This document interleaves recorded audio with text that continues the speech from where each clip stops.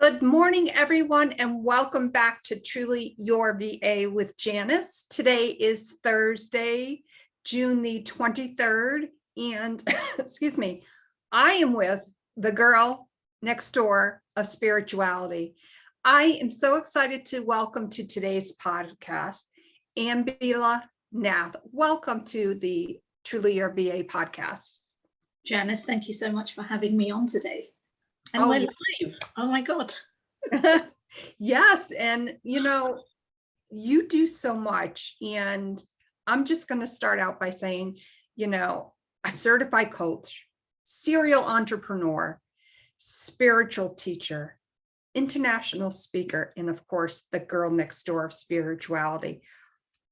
Wow. How did you get started in this field? Like, what prompted you to be all of these things? It was never something I set up. I followed the generic, you go off to college, you get a degree, you go to the corporate world and you get a job. And I did that for 10 years. But at the age of 19, I always knew I wanted my own business. I just didn't have the clarity at that age to know what that was going to be. So I followed the norm of everything else. And then I got to a stage in my life where the corporate world just got too much for me. And I thought, no, I want to do something new. This is now the time for me to start thinking about what my next chapter was going to be. And I've always been passionate about people. I've always been passionate about behaviors, how we tick, psychology. And I kind of started looking in that sector, in that field. And back in the UK, coaching wasn't a big thing. So I didn't know what it was that I wanted, but I just started exploring. I didn't want to do another degree in psychology because my background is in IT. And I thought, I don't want to do that because all I want to do is take the positives of it. I don't want to sit there doing the data research and all of those kinds of things. And same with counseling. I thought, I want to move people forward, not keep them absorbed in what's going on and over analyzing. How can I combine what I want and not, there wasn't such a degree out there. And then I came across Oprah and she had loads of life coaches going on. Somebody mentioned the magic word. That was it. I was Googling, trying to find out how can I become one of those, because that's exactly what I've been looking for. And that's basically how my journey started. The spiritual part never came into it until a lot later. The serial entrepreneur was, because it wasn't established in the UK. Every time I approached somebody regarding coaching, they would look at me as if I wanted to put them into a mental asylum. So I thought, damn, I need to make money. How can I make money?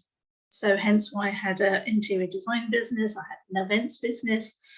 I also had a tarot business, which were all kind of interlinked because my spirituality was growing.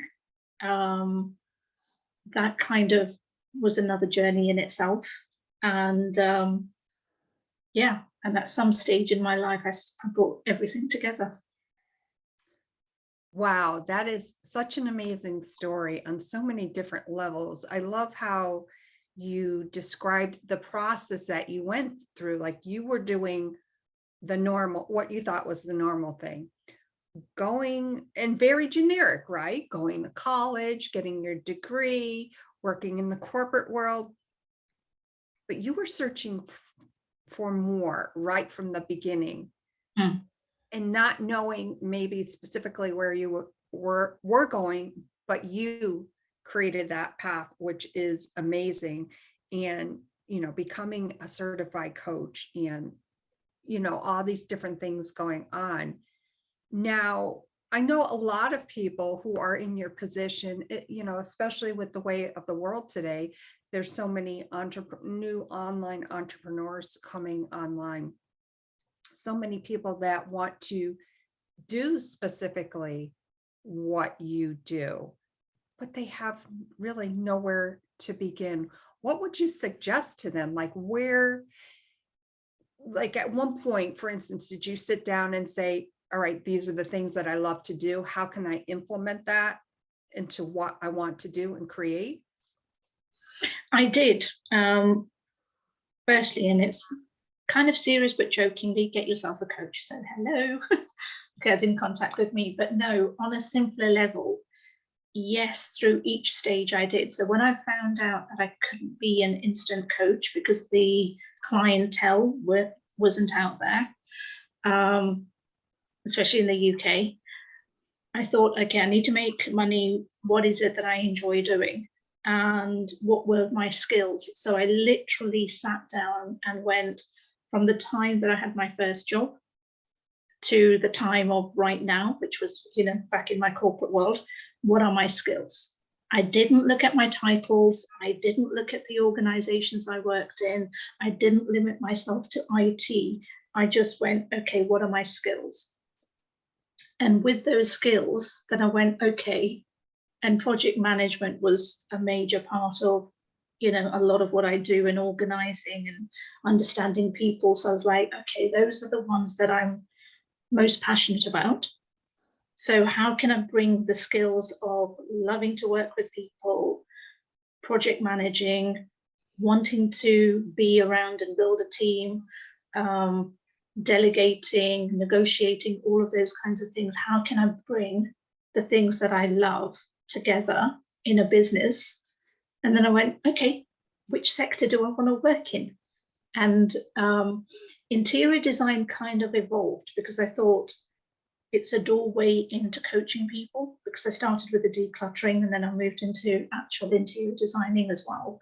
So that was more of an evolvement from the coaching part, but the events part was definitely a, which sector do I want to work in? And I thought, well, why not work in a sector that is always joyful? Because people are always celebrating something. So yes, it was very much based on what are my skills, and then which sector do I want to be working in that I'm going to get the most enjoyment from. Oh my gosh, what skills. But I want to back up a little bit. The first thing you said was hire a coach. Yes. So true. 100%.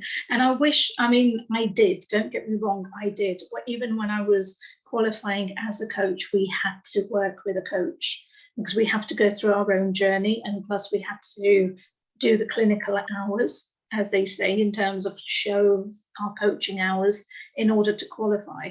So it was a 3-year, I call it a degree, but it was a 3-year journey in terms of qualifying. So I've always worked with a coach. So when I left and started on my own, I kind of resonated and kind of went, okay, I need to find a coach. I need to find somebody who can help me in terms of creating a business, because I got the coaching skills. I kind of had the business skills of having an interior design business and events business. So I kind of knew that, but I still needed to get my confidence up in really understanding, you know, business as a whole, and especially within the coaching, because I was doing tangible things. But all of a sudden with coaching, you're selling yourself as a service.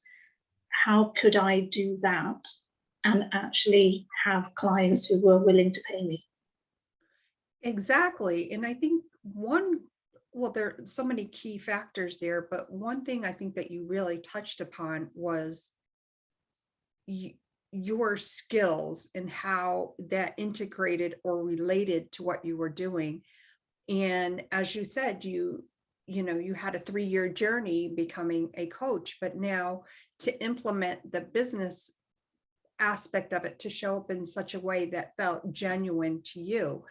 Is that where international speaking occurred, or was that something that you were doing all along? I was always speaking.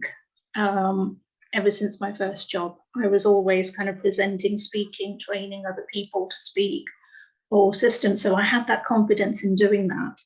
And throughout my journey, I always put myself out there in terms of speaking. So I spoke at national and local events within the UK because it was a way of raising my profile, but it was also, I loved doing workshop, group work, connecting with people. So it wasn't about me one thing I learned from the very first time in my corporate job, I had to do a presentation. I learned that it was never about me, because I was nervous as hell. But then I thought, you know what? If I look at the flip side of me listening to somebody talk, what is it that I'm listening to? What is it? And I thought, it's not them. I'm really not noticing what clothes they're wearing, whether, you know, how they are. I'm listening to the information. I'm listening to the skills of, are they capturing my attention? What is it that they're doing? So that kind of became my journey, in that I wanted to share information. And as I said, it kind of just evolved, because for me, it was allowing people to know more information, sharing what I do with them. So yes, so I was always speaking on a local, national part. The international came about via the internet. I've spoken at a lot of conferences online, as well as wonderful podcasts like this now, thanks to the pandemic. But even prior to that, I did travel to places, Europe and Asia, to do a couple of speaking engagements. But yes, but I love it. And that shows, you know, because what I noticed, you mentioned something about listening, and we know that people can hear, but are they listening? But that really translates as well to body language, I think. Seeing, we're also processing that. We can see, but are we observing whom we want to attract? And when you were talking about that, you said it was never about me, and your face lit up. I got the chills from that. Thank you.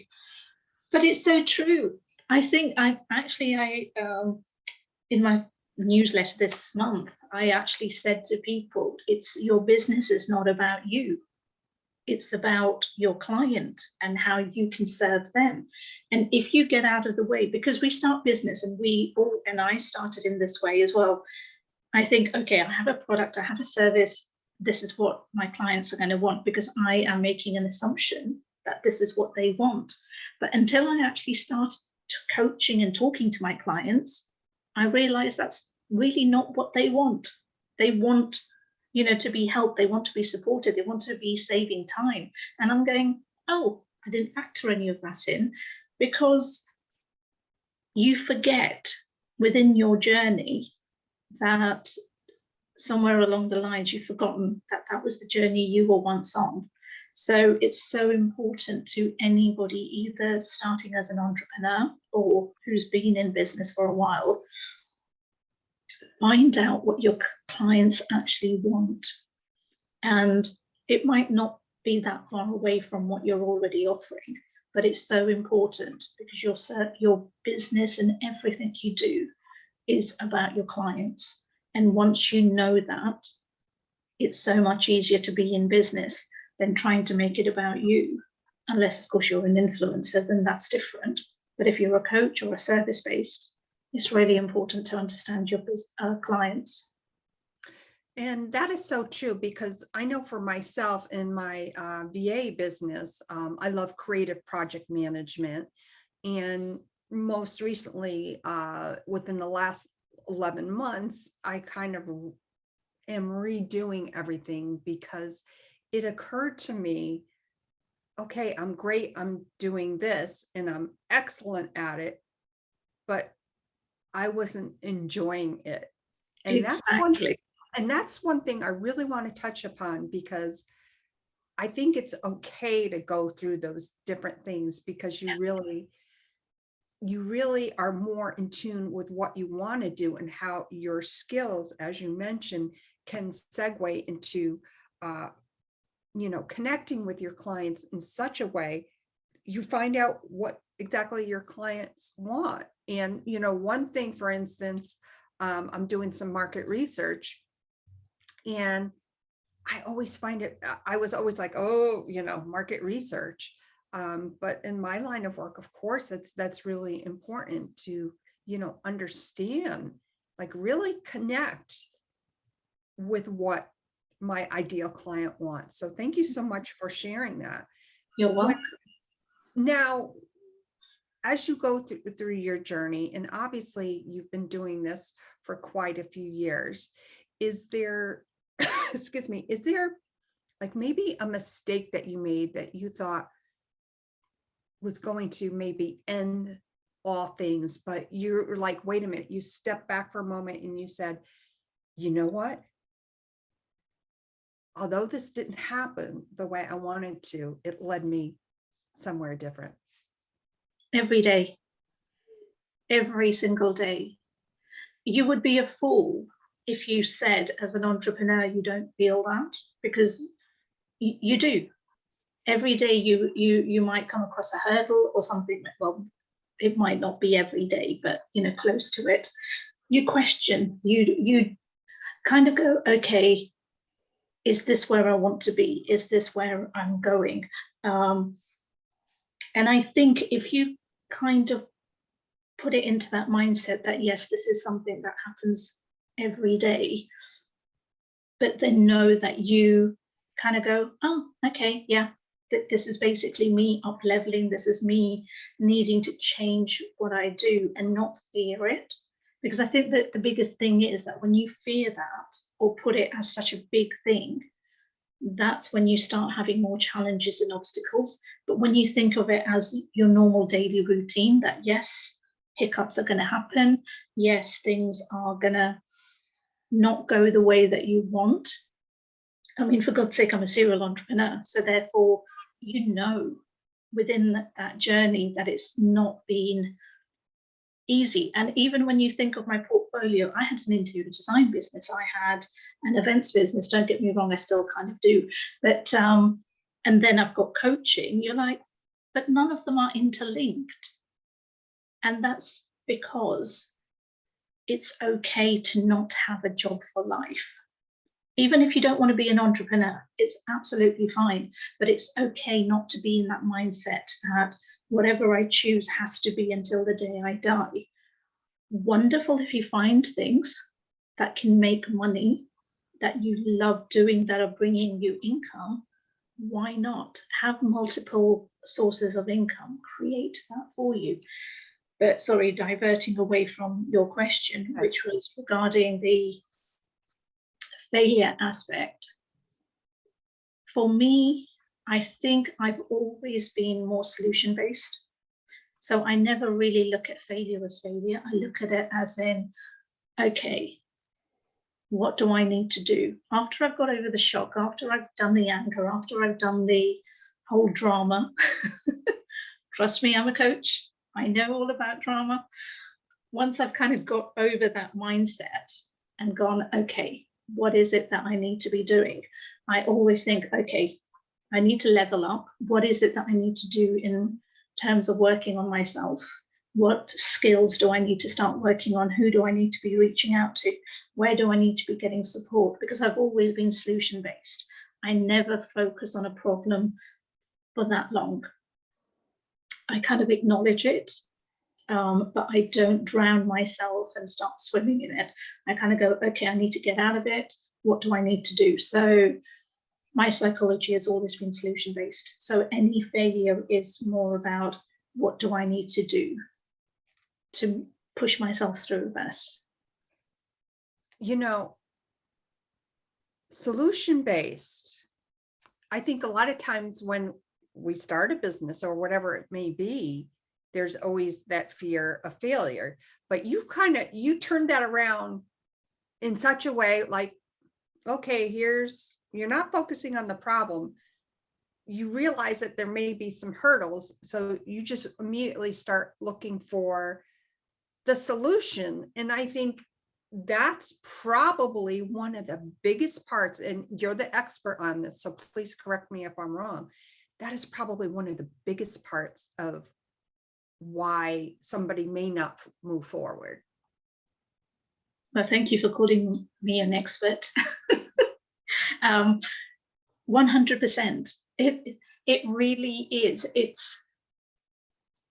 I devised a process. I mean, I'm sure I'm not the only one who's devised it, but you know, other people have got it out there, but I call it the 24-hour process. I've had it ever since I became a coach, which was that I would only give myself 24 hours to play my drama, to be the victim, to get over my anger, frustration, you know, whatever I may be facing, with either in business or in life. And then I would go, okay, what do I need to do now? Because I've done the drama, I've got over it, what do I need to do now? And it's acknowledging that it's a work in progress. So people who choose to be in that state, either one, don't know how to get out of that state. I've been in personal development since I was 18 years old. So I've always had some kind of tools to know what to do. But becoming a coach, I realized how many people don't. How many people don't know the skills or, you know, what to do. And then the second thing is, even if they do find the skills and knowledge, they may not want to take the action for the simple fact that it's too scary, too painful, because at some point within your drama, you have to take responsibility for you. What are you doing to create that?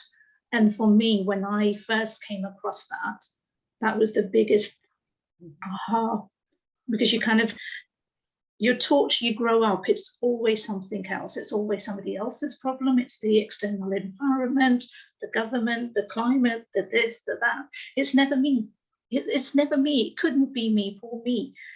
And once I learned that actually somewhere within me, it is me that's doing this, creating this, whether it's how I'm responding to something or whether I'm creating the problem, I need to take responsibility. So then, you know, then you can move forward. And a lot of people, even clients that I've coached in the past, they get scared in that particular part, because it's then acknowledging that, oh my God, it's me. It's not the world, it's me, and I need to take action. And yeah, they can get overwhelmed. But yeah, two things. It's basically, they don't know the skills on what to do. And secondly, if they do know the skills, they're too stuck in their comfort zone to want to break out of that pain. Wow. Oh my gosh, so many golden nuggets here today. Ambila, how can our viewers and listeners reach out to you? You can find me on social media. Instagram is my go-to. So anybody who wants to connect to me, please go to Instagram. It's Ambila_Nath. So even on my website, or if you're on Facebook and not on Instagram, just Google my name, Ambila Nath. But on Instagram, please use the underscore, because it's two Ambila Naths. They're both me, but the live one is the one with the underscore. And folks, she is live here today. She is the girl next door of spirituality. Ambila, I can't thank you enough for being here today in this space and sharing your knowledge as a serial entrepreneur. Your voice is going to resonate. Your message will resonate with so many around the world. And I am so blessed and grateful to have you here today. Thank you so much. Well, Janis, equally, thank you so much for the honor and inviting me onto your platform and sharing my story and what I do. So thank you for that. Oh, you're so welcome. You know, folks, I will make sure, of course, in the show notes that all of Ambila's information is there so you can connect with her easily. Know that wherever you are in the world, it's okay. You can do this. Step over that fear. Write down your skills. Take the knowledge that you have learned today to move forward. Thank you so much for being here. My name is Janis Malillo, and I am the host of Truly Your VA with Janis. We'll see you soon. Bye, everyone.